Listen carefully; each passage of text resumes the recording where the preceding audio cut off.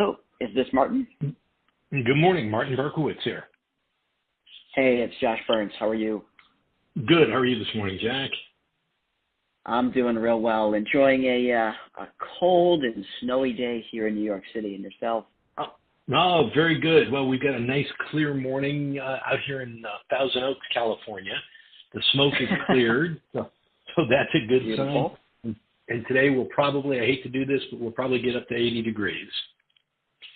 You guys are lucky. Other than the smoke, Yeah. Of course. Exactly. So are you in the city? I guess. Yeah, we're you know what? Live in the city, but our office is actually in Brooklyn. Okay. Very good. Which is great. But Martin, would love to give you a little context for why I reached out today, and then we can just dig on in if that works. Sounds good. Tell me a little bit about your organization, what you're doing, et cetera, and we'll go from there. You got it. So I work with a private equity firm located here in the city, and over the last several weeks, we have been exploring the world of scrapyard and metal recycling software, or the software used by those particular industries. And as a kind of in the stage that we are right now, we're really trying to understand, first and foremost, how the scrapyard and metal recycling industry kind of functions. What are the core operations within an organization? What are the unit economics of an organization? And then where does kind of software fit within the workflows of each one of those elements within a scrapyard and or metal recycling operation?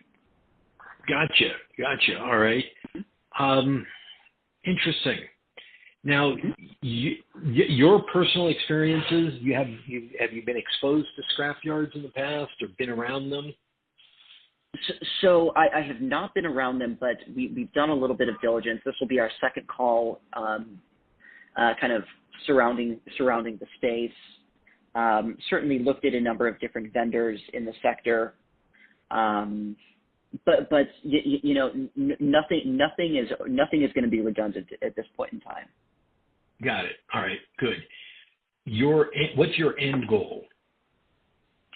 So our end goal is to really figure out, I guess, twofold. One, what are the end segments or the core functions within the industry, and how is it segmented?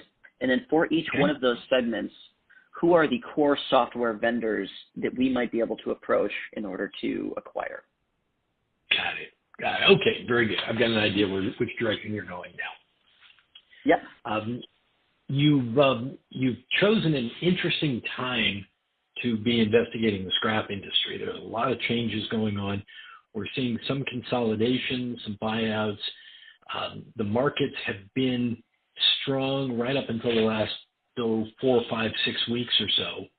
And then due to either Trumpism, tariffs, overall business climate, or fear, and then watching oil prices, everything seems to have fallen off a little bit. But it's cyclical. And right now we're not going through the normal cycles. Normally we can kind of follow the cycles and see a pattern. It's not as typical as it used to be. So that being said, the core segments of the group of the scrap industry, foremost would be the ferrous scrap group, all the steel scrap, which is the largest in investment. Then you've got the non-ferrous portion of it, the copper, brass, aluminum, stainless steel, etc. The non magnetic or non-steel items. And then you've got paper and fiber recycling and plastic recycling, and then electronics. So those, I believe, to be the key 5 groups. Got it. Each of them can be run as a separate entity, or they can all be melded together into 1 or 2 organizations. And it's very common. That's where we see a lot of that. As far as the software, there are probably a dozen viable software companies, all catering to the scrap industry. Everybody has got a different niche in the market, but I think the key that everybody is